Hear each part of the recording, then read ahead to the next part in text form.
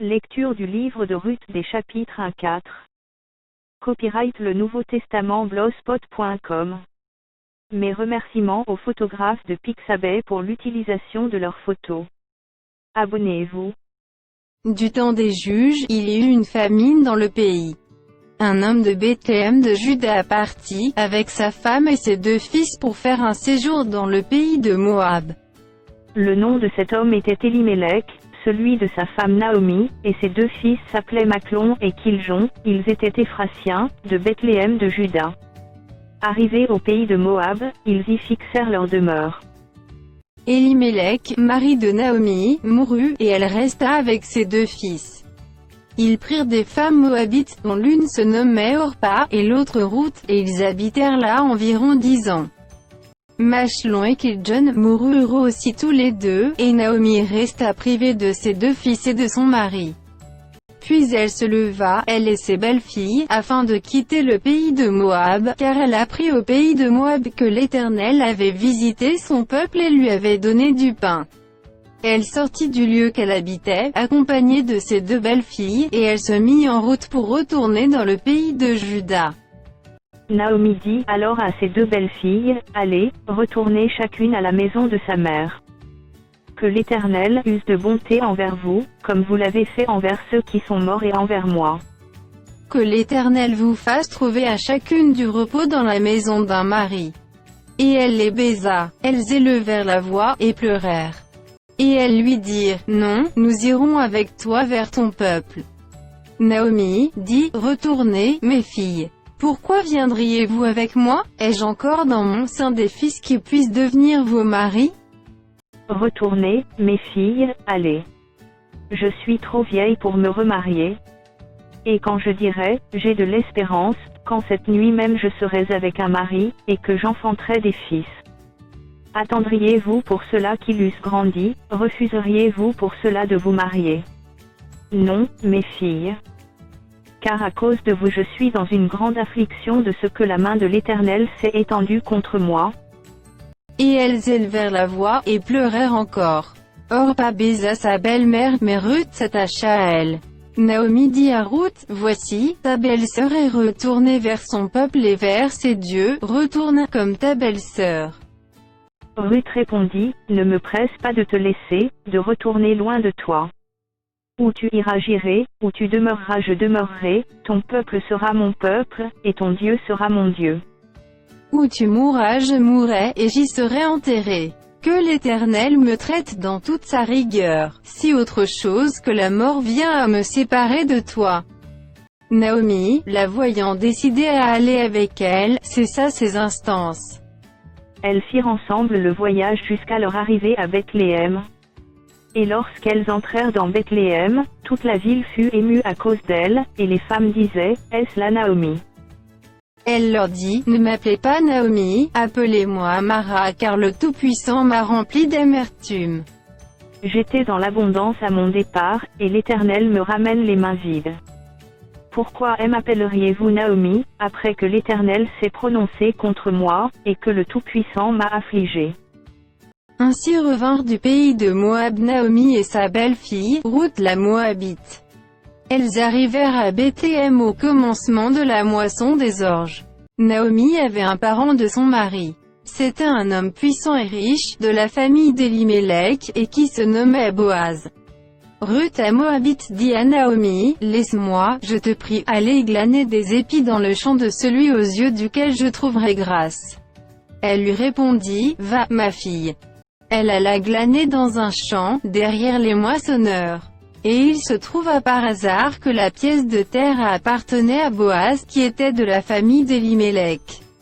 Et voici, Boaz vint de Bethléem, et il dit aux moissonneurs que l'Éternel soit avec vous. Ils lui répondirent que l'Éternel te bénisse. Et Boaz dit à son serviteur chargé de surveiller les moissonneurs, « À qui est cette jeune femme ?» Le serviteur chargé de surveiller les moissonneurs répondit, « C'est une jeune femme moabite qui est revenue avec Naomi du pays de Moab. » Elle a dit, « Permettez-moi de glaner et de ramasser des épis entre les gerbes, derrière les moissonneurs. » Et depuis ce matin qu'elle est venue, elle a été debout jusqu'à présent, et ne s'est reposée qu'un moment dans la maison. Boaz dit à Ruth, écoute, ma fille, ne va pas glaner dans un autre champ, ne t'éloigne pas d'ici, et reste avec mes servantes. Regarde où l'on moissonne dans le champ, et va après elles. J'ai défendu à mes serviteurs de te toucher.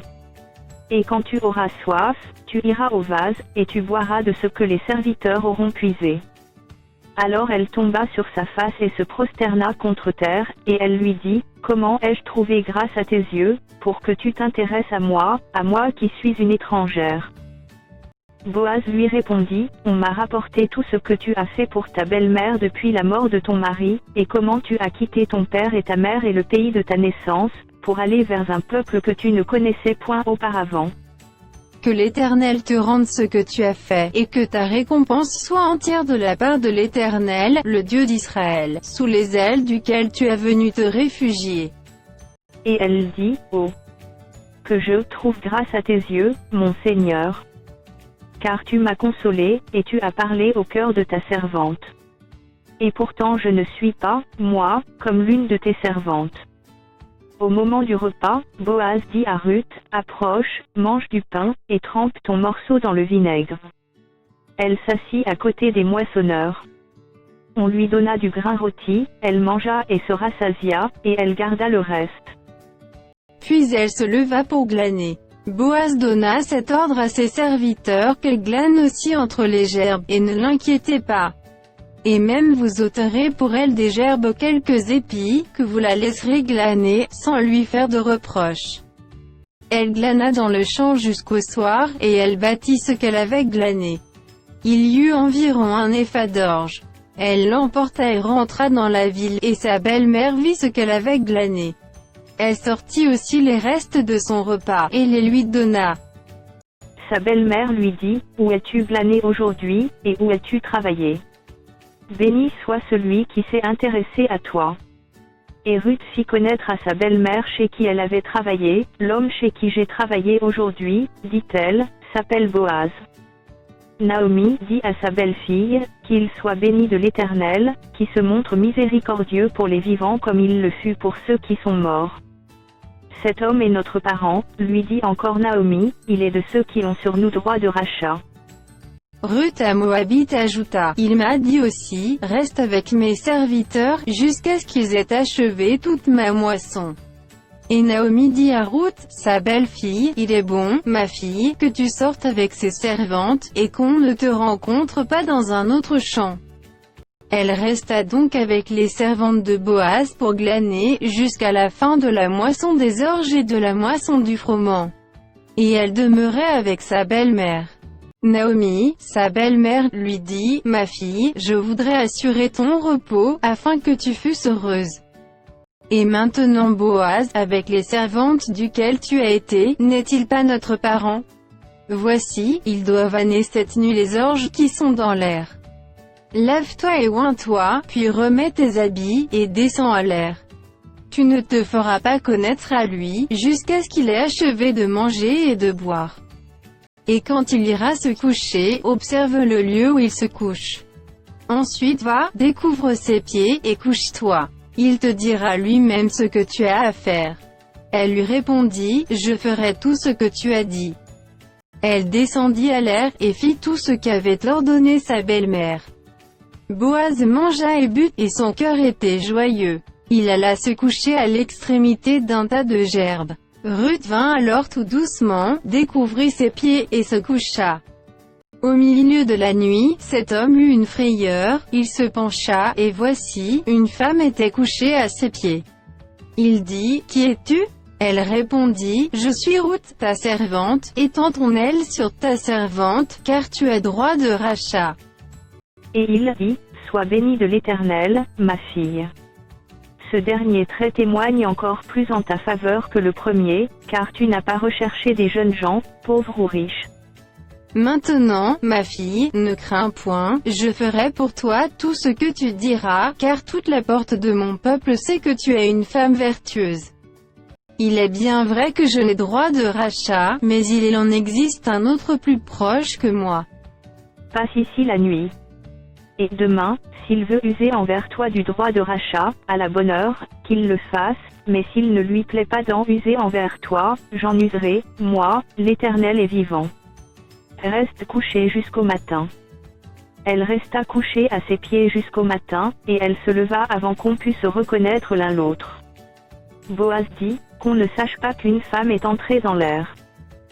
Et il ajouta, donne le manteau qui est sur toi, et tiens-le. Elle le tint, et il mesura 6 mesures d'orge qu'il chargea sur elle. Puis il rentra dans la ville. Ruth revint auprès de sa belle-mère, et Naomi dit, est-ce toi, ma fille? Ruth lui raconta tout ce que cet homme avait fait pour elle. Elle dit, il m'a donné ces 6 mesures d'orge, en disant, tu ne retourneras pas avide vers ta belle-mère. Et Naomi dit, sois tranquille, ma fille, jusqu'à ce que tu saches comment finira la chose, car cet homme ne se donnera point de repos qu'il n'ait terminé cette affaire aujourd'hui. Boaz monta à la porte, et s'y arrêta. Or voici, celui qui avait droit de rachat, et dont Boaz avait parlé, vint à passer. Boaz lui dit, approche, reste ici, toi un tel. Et il s'approcha, et s'arrêta. Boaz prit alors 10 hommes parmi les anciens de la ville, et il dit, asseyez-vous ici. Et ils s'assirent. Puis il dit à celui qui avait le droit de rachat, Naomi, revenue du pays de Moab, a vendu la pièce de terre qui appartenait à notre frère Elimelech. J'ai cru devoir t'en informer, et te dire, acquiers-la, en présence des habitants et en présence des anciens de mon peuple.